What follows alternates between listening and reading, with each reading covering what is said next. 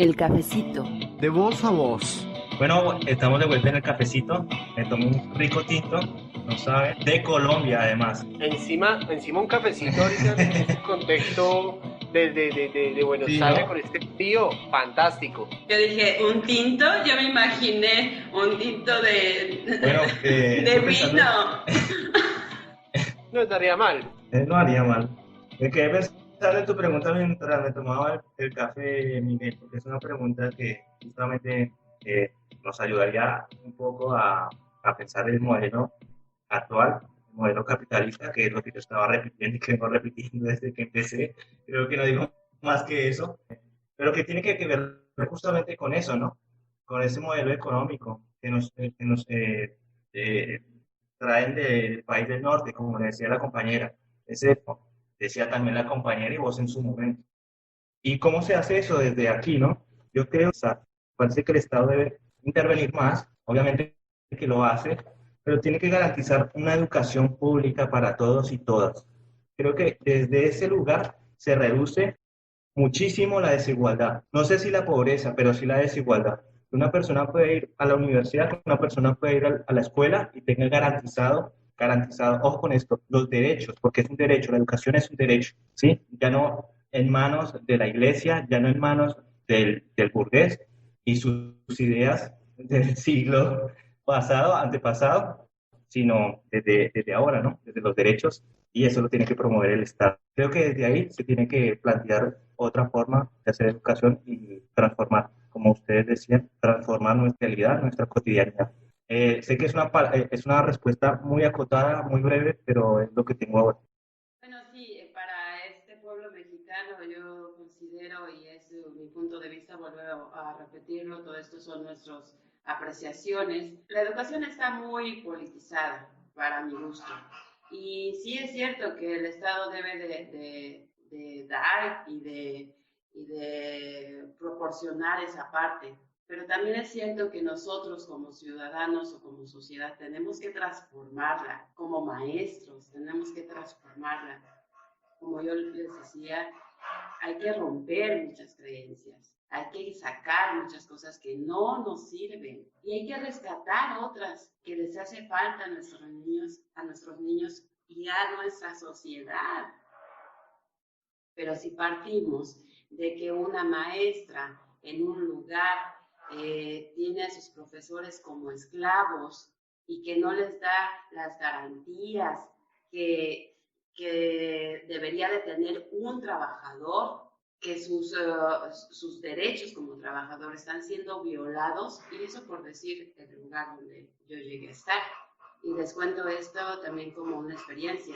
En ese lugar donde yo estuve, la maestra no permitía que sus maestros supieran que tenían días económicos, se les llama acá. Entonces, el día que yo solicité mis días económicos, porque yo estaba con el conocimiento de que tenía días económicos y que quería ocuparlos para ir a ver una universidad al sur del país, y le expliqué para qué quería esos días, me dijo, pero no le digas a nadie, esta situación no me gusta, que le estés diciendo a la gente o a los maestros que tienen derechos. Si esa es también parte de la politización que está dentro de las escuelas. Considero que también la corrupción está ahí adentro, en las instituciones.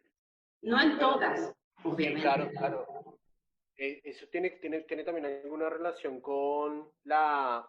es muy loco porque nosotros estábamos haciendo un análisis acerca de la educación del sector dominante, ¿no? La educación dominante es la de la sociedad dominante, ¿sí o no? Entonces, en ese momento hay gente que, si uno se pone a pensar, esa humanización que se pretende en la educación es la educación dominante que domina y esclaviza a esa persona que educa. Entonces ahí volvemos al tema que decía Helber acerca de la educación para los obreros, para educar obreros obedientes, para educar personas obedientes. Y yo creo que cuando mencionábamos el punto antes del cafecito, de romper con esta dialéctica de casi hegeliana, de educadores todopoderosos que masifican incluso a los mismos educadores, romperla definitivamente y establecer otro tipo de diálogo y otro tipo de entendimiento, ¿no? Entonces, esa dialéctica del amo y el esclavo, pues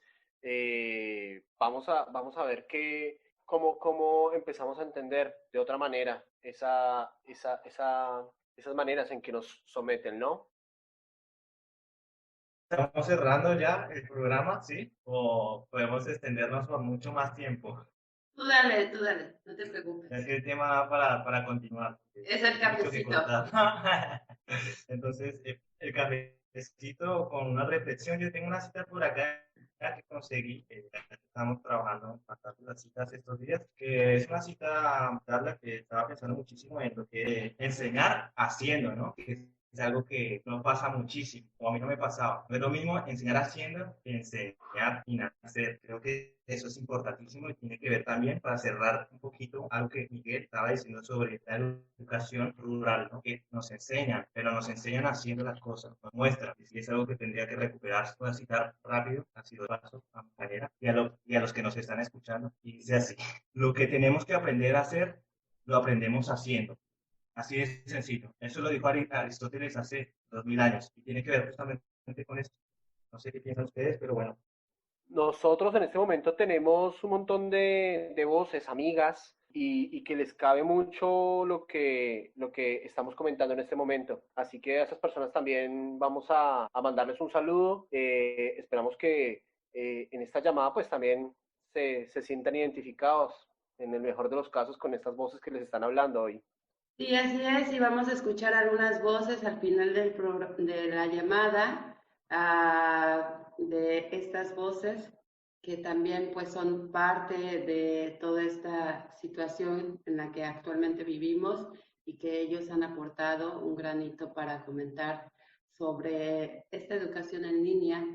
Yo quería preguntarte acerca de eso, ya que estamos hablando. Vos estabas haciendo la vez pasada una diferencia entre educación a distancia y educación a... Comentábamos en el cafecito previo que son diferentes. Hay tres vertientes. Está la educación a distancia, la educación virtual y la educación en línea. La primera se refiere a esta comunicación que se tiene con el alumno solo a través de una plataforma. No hay una interacción con el profesor. Aquí en México hay una universidad a distancia que ya tiene 10 años, por cierto, y que me recuerda mucho este término de sociedades del conocimiento. Ni siquiera es un término muy reciente, es de los años 60, donde ya se perfilaba todo este asunto, donde ya asentaban las características de una estructura económica, social y de información.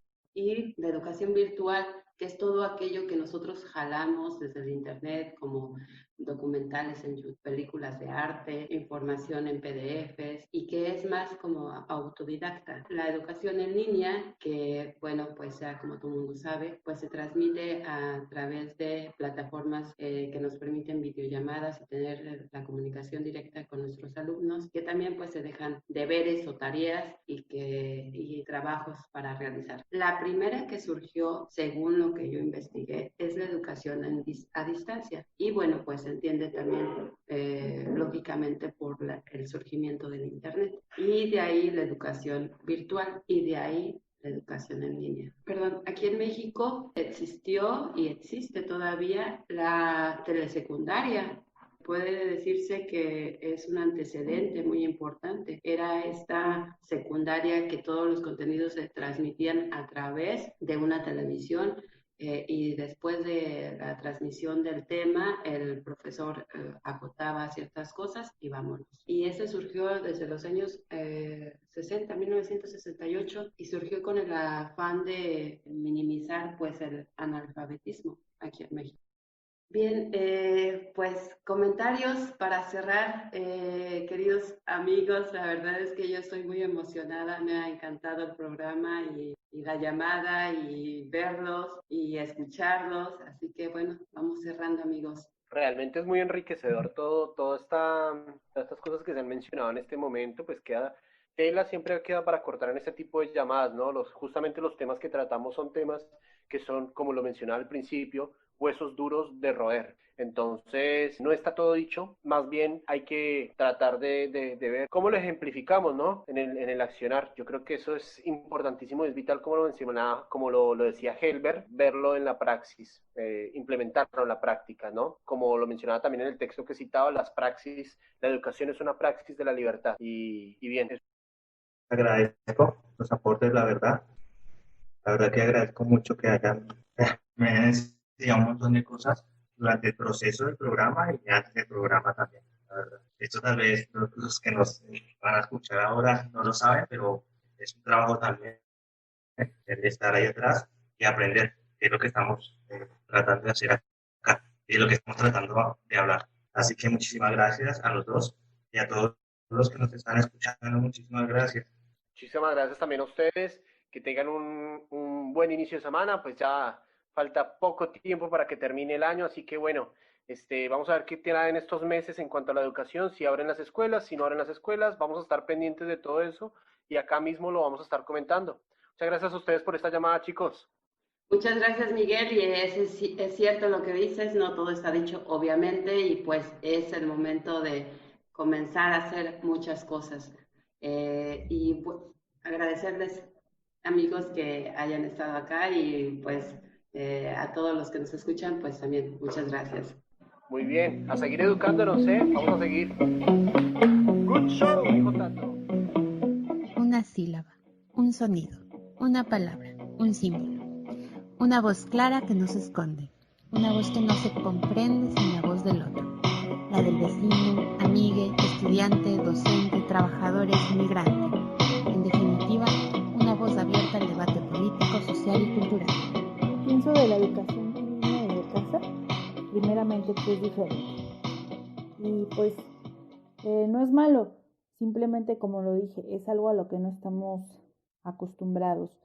Es solamente paso del tiempo para llegar a adaptarnos a esto que pues, realmente es necesario por la situación en la que estamos inmersos. Segundo, que es retador. Tuvo que cambiar toda la forma en que estábamos habituados a hacer las cosas. El proceso de enseñanza-aprendizaje es diferente, muy diferente, entonces tenemos que buscar la forma de estar al día y la forma de que las clases sean más atractivas para los muchachos, sobre todo que también pues sea enriquecedora pues para todos ellos, ¿no? El hecho de no estar en contacto con ellos y no poderles dar seguimiento personal es lo más difícil para mí, pero bueno, de alguna forma vamos buscando la manera de que eso se logre. La ventaja que veo de trabajar desde casa es que no me tengo que trasladarme. Yo vivo en una ciudad grande, en Guadalajara, y los trayectos, sobre todo por la carga de tránsito, es importante. La desventaja es la casa y el trabajo están en el mismo lugar. Solamente estoy yo.